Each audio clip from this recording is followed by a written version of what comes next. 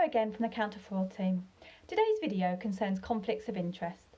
Let's start with a definition of what a conflict of interest actually is and why this concerns an NHS employee.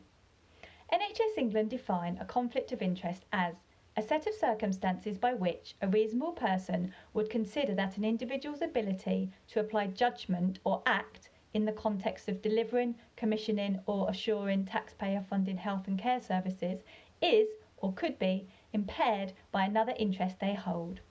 In terms of why this concerns you, quite simply, the public expect the highest standards of behaviour from NHS staff, and the public expect the highest standards where decisions are made using NHS funds, which is essentially taxpayers' money.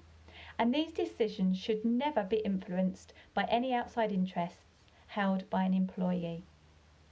Having a conflict of interest is not necessarily wrong or unethical, but it has to be identified and managed accordingly. You may hold interests which you didn't realise have a potential conflict, and as perceived conflicts of interest can be damaging, it is advisable that these are declared.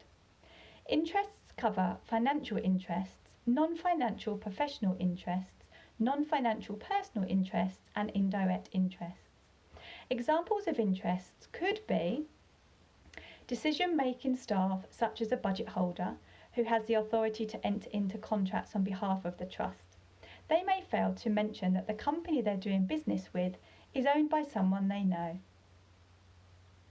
Staff may have involvement in roles outside the trust, such as directors, non-executive roles, consultancy work, charitable roles, self-employment, receipt of grants or sponsored research. Outside secondary employment is another example. This should always be declared when it arises, as approval is required from a service director or equivalent. A hiring manager may know one of the candidates attending for interview and fail to declare this either prior to the interview or at the interview itself.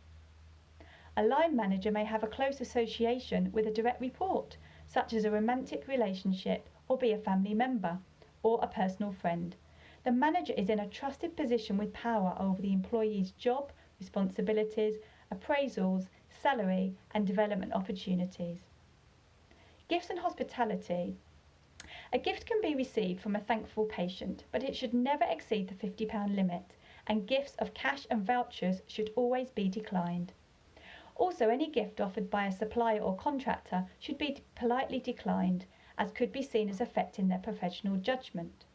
There is an exception to this in that low-cost branded promotional aids can be accepted if they are below £6.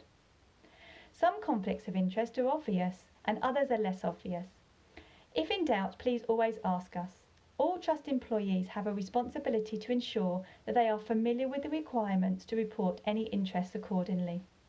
The Standards of Business Conduct policy can be located on the Trust Internet.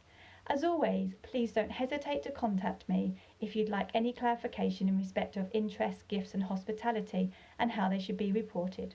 That's all for now. Take care.